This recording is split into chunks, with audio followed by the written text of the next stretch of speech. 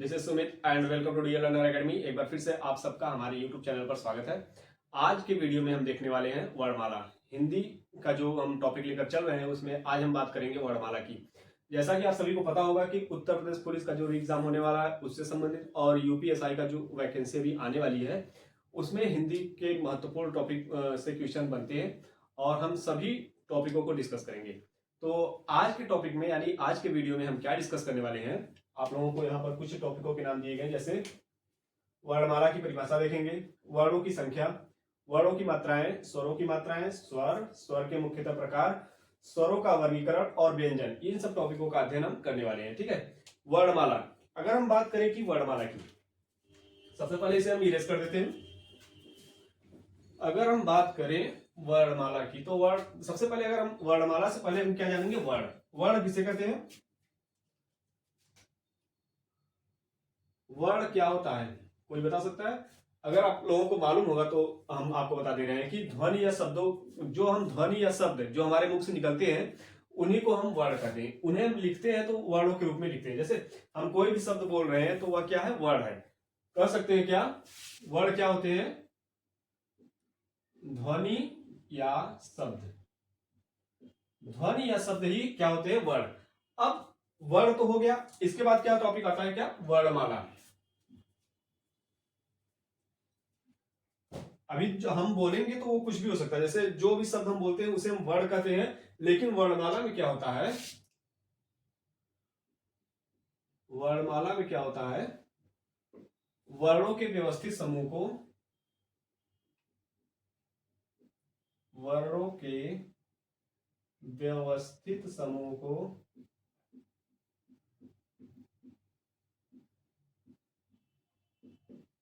वर्णमाला कहते हैं।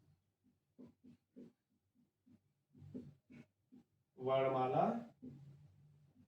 कहते हैं। ठीक, यहां पर आप लोग ध्यान दीजिएगा, वर्णों के व्यवस्थित समूह को, यानी वर्ण हम बोलने के शब्द, मतलब जो भी ध्वनियां या जो भी शब्द हमारे मुख से निकलते हैं उन्हें तो वर्ण कहते हैं, लेकिन वर्णों के व्यवस्थित समूह को वर्णमाला कहते हैं। अब व्यवस्थित समूह का क्या मतलब है, जैसे अब लिखा गया है क ख ग, एक व्यवस्थित क्रम में लिखा गया है। अब ये तो है नहीं कि यहाँ पर ज्ञ लिख दिए, यहाँ पर क, फिर यहाँ पर स, ह, ऐसे तो लिखा नहीं जाएगा।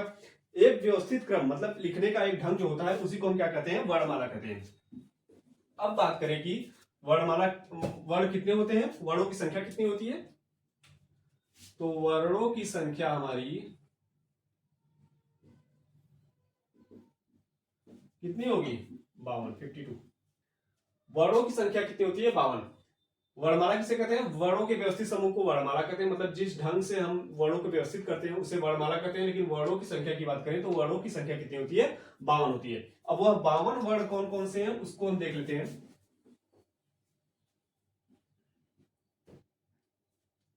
सबसे पहले हम बात करेंगे किसकी, स्वर की। अ,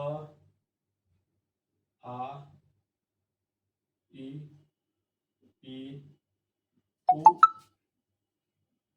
उ, री, ए, ऐ, ओ, औ, अंग, अ। ठीक, यहां पर देखिए, अ, आ, ई, उ, री, ए, ऐ, ओ, औ, अंग, अ, यह स्वर है। ठीक है, इनकी संख्या कितनी है, 13। 1 2 3 4 5 6 7 8 9 10 11 12 13। अब देखिए इसमें से मूल स्वर कौन से होते हैं, ये जो हमारे 11 स्वर हैं यह क्या होते हैं, ये तो स्वर हो गए। इनकी संख्या कितनी है, 11।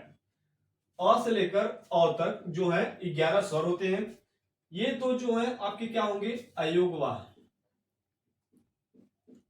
अयोगवाह। अब देखिए ये तो अयोगवाह हो गए, अंग और अ, लेकिन इन्हें अयोगवाह नाम किसने दिया था, तो आप कहेंगे कौन दिया था, डॉक्टर किशोरी प्रसाद वाजपेयी। डॉक्टर किशोरी प्रसाद वाजपेयी ने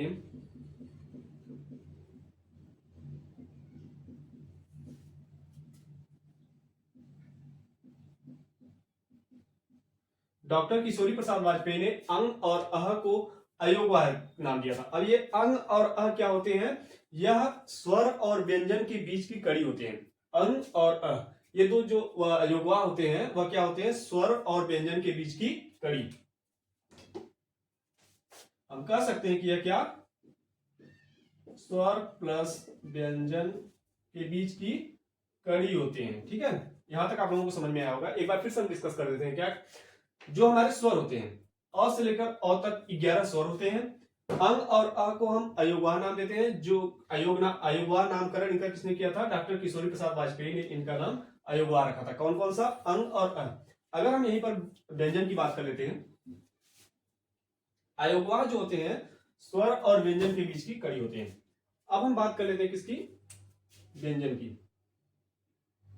क ख, और क्या देखा था कि स्वर अ से लेकर अ तक 11 स्वर हो गए। अंग दो अयोगवाह हो गए। डॉक्टर किशोरी प्रसाद, किशोरी दास यहां पर होगा,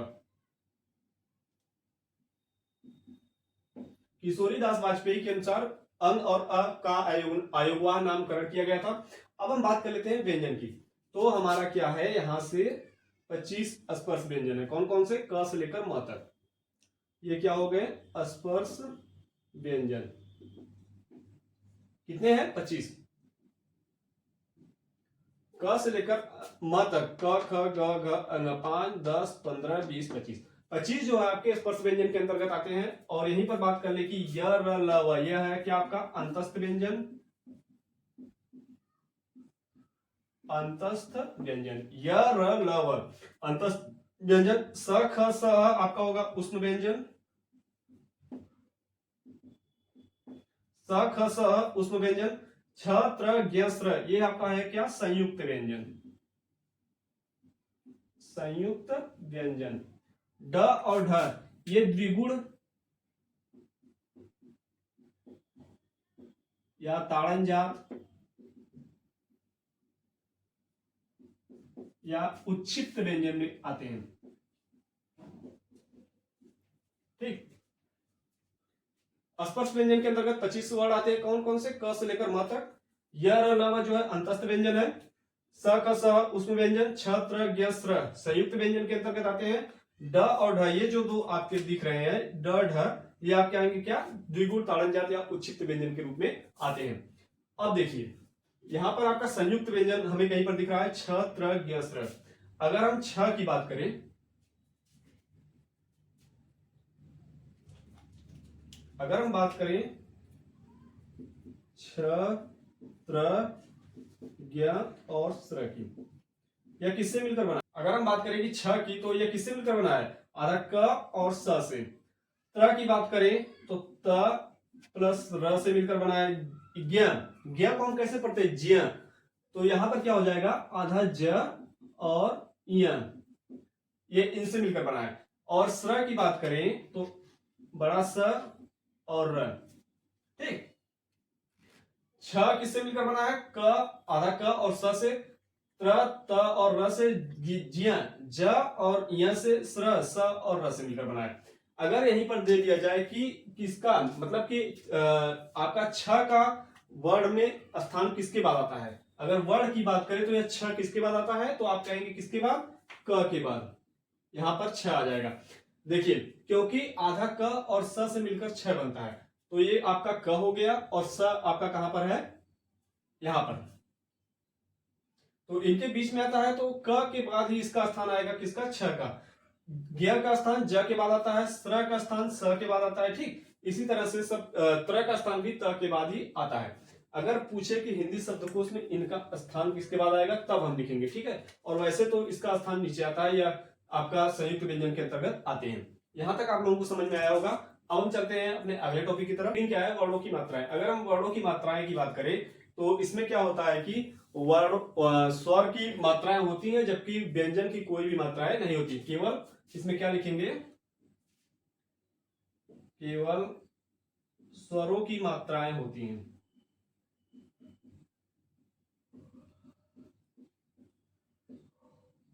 केवल स्वरों की मात्राएं होती हैं, व्यंजन की कोई मात्रा नहीं होती। व्यंजन की कोई मात्रा नहीं होती। ठीक, व्यंजन की कोई मात्रा नहीं होती, यह स्वरों की सहायता से पूरे होते हैं या बोले जाते हैं।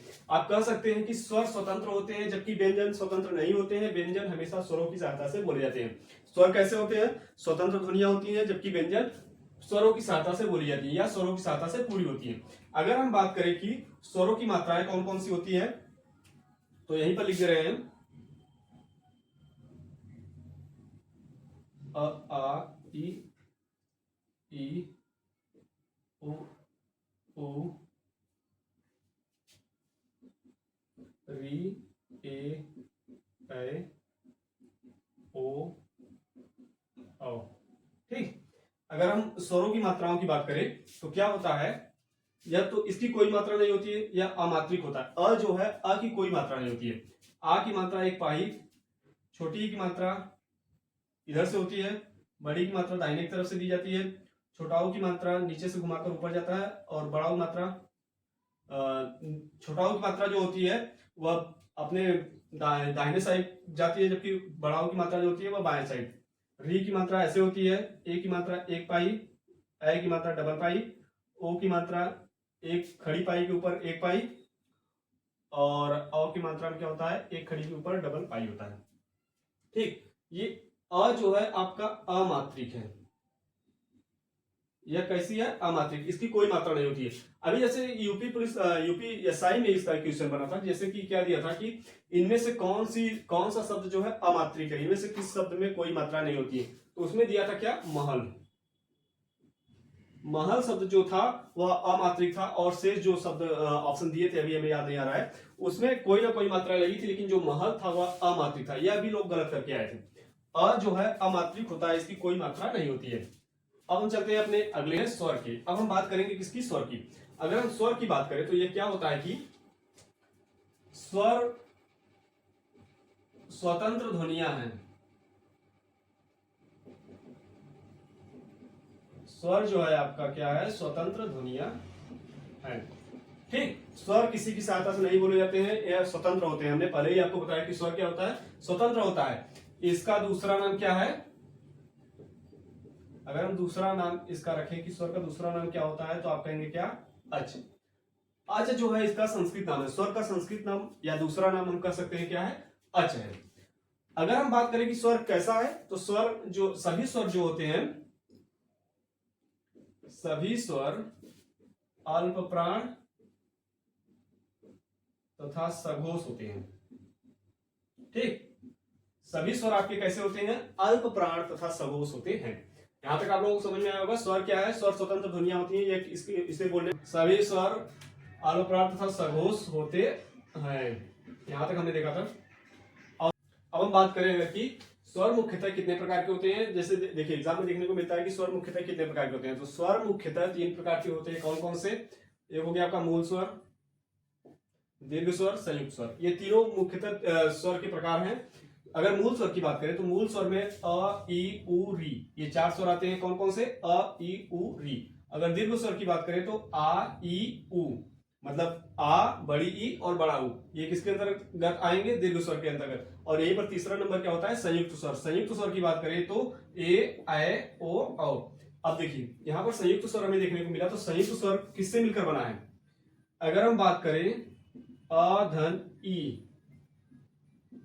ए, अ धन ई से ए बना, आई, आई, अ धन ई से ए बना है, तो अ धन ए से क्या बना है? आए। अगर बात करें कि अ धन उ से ओ मिलकर बना है, और अ धन ओ से क्या बना है? औ। ठीक। यहां पर हमें संयुक्त स्वर देखने को मिला। क्या? अ और ई के मिलने से क्या बना है? ए। अ धन ए, ऐ, अ धन उ, ओ, अ धन ओ, औ। ये 4 जो है संयुक्त स्वर होते हैं, और किससे मिलकर बने हैं ये हमें आपको देखने को मिल गया है। अब हम चलते हैं अपने अगले टॉपिक पर। इससे पहले हम आपको एक बात और बता दें कि यहाँ पर अ की जगह आ भी हो सकता है, छोटी ई की जगह बड़ी ई भी हो सकता है, ऐ भी हो सकता है, उ हो सकता है, और औ भी हो सकता है। ये यहाँ पर डिफरेंट अगर देखने को मिलेगा तो वो भी संयुक्त स्वर के अंतर्गत आएंगे। जैसे यहाँ पर क्या हो गया? आ धन ई, तो भी ये क्या बनेंगे? ए ही बनेंगे। आ धन ऐ मिलकर क्या बनेंगे? ऐ बनेंगे। ऐसे ही हमें संयुक्त स्वर में जाना है, मतलब हमें ये डिफरेंट इसमें नहीं करना है कि मतलब कि अगर अ की जगह आ गया तो ये संयुक्त स्वर नहीं बनेगा, ये भी संयुक्त स्वर के अंतर्गत ही आएंगे।